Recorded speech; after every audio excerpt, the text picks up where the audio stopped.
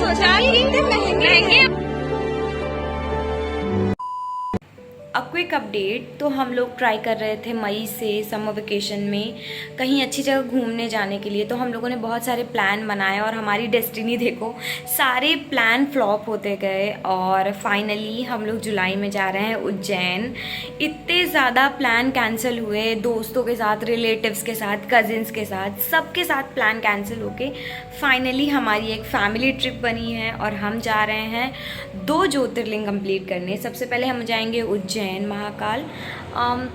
सच बताऊं, सबसे पहले तो हम लोग इंदौर जाएंगे अपने मामा जी के यहाँ, फिर वहाँ से हम लोग ओमकारेश्वर जाएंगे और ओमकारेश्वर के बाद हम लोग वहाँ से उज्जैन महाकाल के लिए निकलेंगे। अगर आप मुझे पहली बार देख रहे हैं तो प्लीज़ सब्सक्राइब करिए मेरे चैनल को, क्योंकि ओमकारेश्वर और उज्जैन वाला ट्रिप का व्लॉग बहुत ही ज़्यादा स्पिरिचुअल, बहुत ज़्यादा realistic kind of a thing है। जितना भी कुछ है मैंने सब कुछ रॉ रखने की कोशिश की है and let's see how it turned out. तो फिर हमने प्रयागराज से अपनी जर्नी की शुरुआत की। आफ्टर दैट फिर हम उज्जैन पहुंचे। इंदौर जाते वक्त उज्जैन जंक्शन सबसे पहले आता है, आफ्टर दैट फिर उज्जैन आता है। तो हमने अपनी जर्नी कंटिन्यू की और फिर हम पहुंच गए अपने मामा जी के यहाँ इंदौर में। ब्रेकफास्ट करने के बाद हम पहुंच गए इंदौर के सबसे फेमस गणपति मंदिर।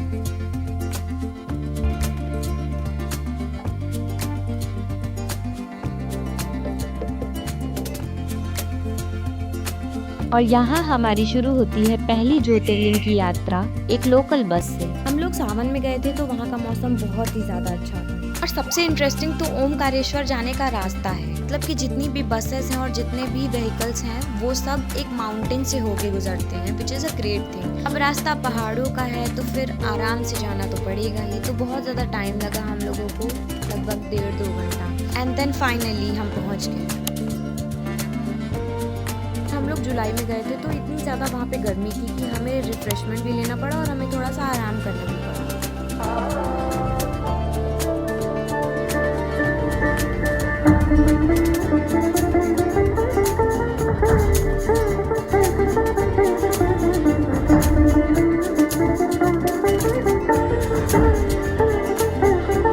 तो अगर जिसको भी ओमकारेश्वर या फिर उज्जैन आना है तो प्लीज़ सावन को इग्नोर करें, क्योंकि इतनी ज़्यादा भीड़ हो चुकी है कि हम लोगों को आधा घंटा, 1 घंटा सिर्फ और सिर्फ चलने के लिए, मेन गेट में पहुंचने के लिए लग रहा है। And it is very very crowded, please avoid. और ना बारिश की वजह से पापा बोटिंग के लिए मना कर रहे हैं, बट हम उन्हें मनाएंगे और अगर वो मान गए तो फिर हम बोटिंग करेंगे। और शाम के 6 बज रहे हैं, अभी हमें मंदिर घूमना है, बोटिंग करना है, आफ्टर दैट हमें अभी उज्जैन के लिए भी निकलना है, क्योंकि हम लोग को बहुत ज़्यादा लेट हो गया है। सो हमें लिटरली बहुत जल्दी करना पड़ेगा, अभी करना ही पड़ेगा। कमेंट्स में बताना किसका आउटफिट सबसे अच्छा लगा।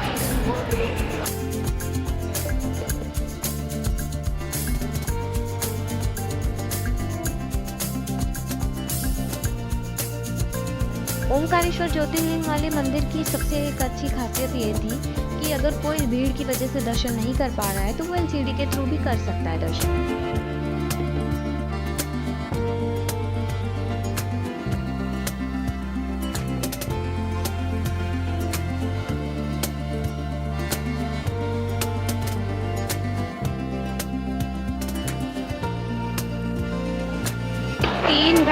तीन साढ़े तीन घंटे खड़े होने के बाद फिर उसके बाद हमें दर्शन हुए हैं। फाइनली हम लोग के दर्शन हो चुके हैं। अब हम जा रहे हैं अपना बैग लेने और फिर हम थोड़ी देर कुछ खाए पिएंगे।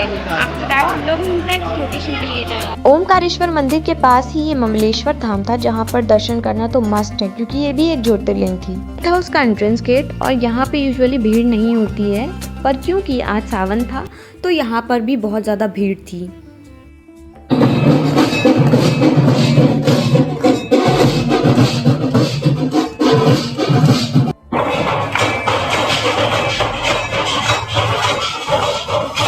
ये मेरा फेवरेट पार्ट है। तो ओमकारेश्वर ज्योतिर्लिंग का पूरा एरिया ये रात में ऐसा दिखता है। नदी के उस पार मंदिर और फिर इस तरफ ममलेश्वर धाम। दर्शन के बाद हम निकल गए एक कार बुक करके उज्जैन और फिर वहाँ पे हमने एक होटल बुक किया। और सीरियसली हमें बिल्कुल उम्मीद नहीं थी कि इतनी जल्दी हमें होटल मिल जाएगा, क्योंकि कैब वाला होटल वाले को बहुत अच्छे से जानता था, इसलिए हमें ईजिली रूम रात में 3 बजे मिल गया। रात के 3 बज रहे थे तो बस इतना ही शूट किया। हंस रही है चिड़िया। फिर से बंद कर दिया, फिर से। चिड़िया हंस रही है।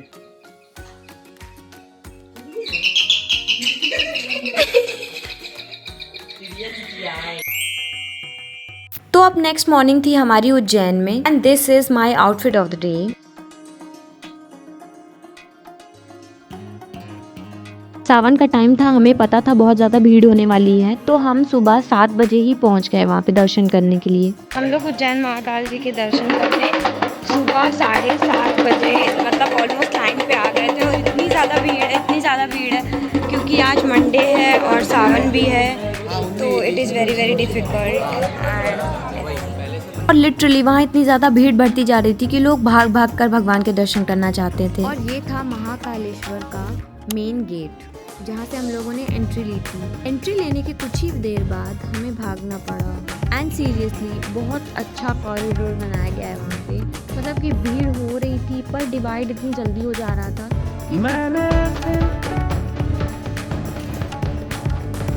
ये वाला गजरा चाहिए था और मिल गया हमें फाइनली।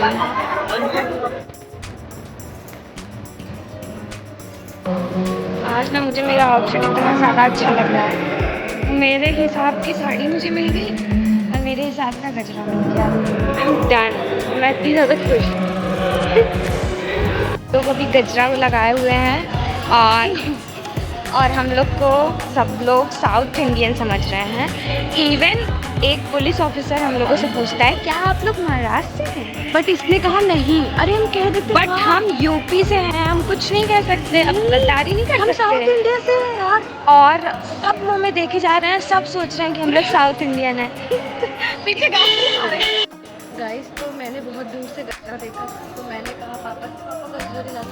पापा ने 3 दिला दिए हमें। एक भी बात ये नहीं सोचा कि इतने महंगे और बार्गेनिंग भी नहीं करवाई। पूरे उज्जैन में सिर्फ हमने गजरा लगा रखा। कहा जाता है कि महाकालेश्वर ज्योतिर्लिंग का दर्शन अधूरा रहेगा अगर हम काल भैरव मंदिर ना जाए तो। 2000 years later. फिर उसी दिन शाम में हम लोग फिर से तैयार होकर निकल पड़े राम घाट की आरती देखने के लिए।